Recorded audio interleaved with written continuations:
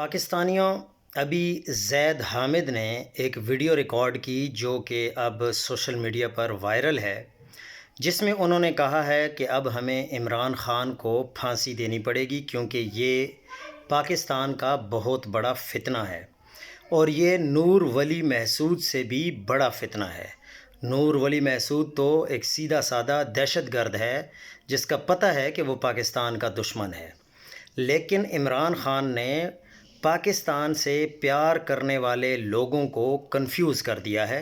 چاہے وہ لوگ مسلح افواج میں ہوں، چاہے وہ معاشرے میں ہوں، چاہے وہ سوسائٹی میں ہوں، چاہے وہ نوجوان نسل ہو، چاہے وہ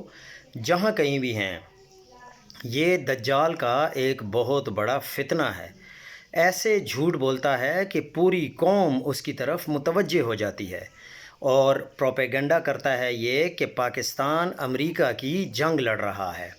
حالانکہ افغانستان سے افغانی، انہوں نے بڑے گندے الفاظ استعمال کیے ہیں، میں وہ الفاظ تو نہیں استعمال کرنا چاہتا، لیکن انہوں نے کہا کہ افغان آدھا پاکستان ڈیمانڈ کرتے ہیں، وہ جہنم کے ڈیش ڈیش ڈیش ہیں۔ وہ میں اس لیے نہیں کہنا چاہتا کہ ہمیں زیب نہیں دیتا کہ ہم کسی کے بھی بارے میں، پاکستانی کے بارے میں یا کسی بھی دوسرے ملک کے بارے میں ایسے الفاظ استعمال کریں، لیکن انہوں نے جو استعمال کیے ہیں وہ استعمال کرنا جائز نہیں ہے میری نظر میں۔ بھارت کے ساتھ مل کر وہ پاکستان کے خلاف بات کر رہے ہیں، اور وہ بھارت کے ساتھ مل کر غزوہ ہند ہمارے خلاف لڑیں گے، یعنی افغانستان والے مل کر انڈیا کے ساتھ مل کر ہمارے خلاف غزوہ ہند لڑیں گے۔ کیا یہ امریکہ کی جنگ ہے؟ اب ہمیں غداروں کو لٹکانا پڑے گا۔ انہوں نے محسن داوڑ کا نام لیا، علی وزیر کا نام لیا، اور منظور پشتین کی جگہ انہوں نے بڑا گندا لفظ یوز کیا ہے، منظور پشتین کا نام لیا، اور وہ جو مہرنگ بلوچ ہیں ان کا نام لیا، اور عمران خان کا نام لیا کہ یہ سوشل میڈیا پر، ان کا جو سوشل میڈیا ہے ان کے خلاف بھی ہمیں کارروائی کرنی پڑے گی۔ اب بات یہ ہے کہ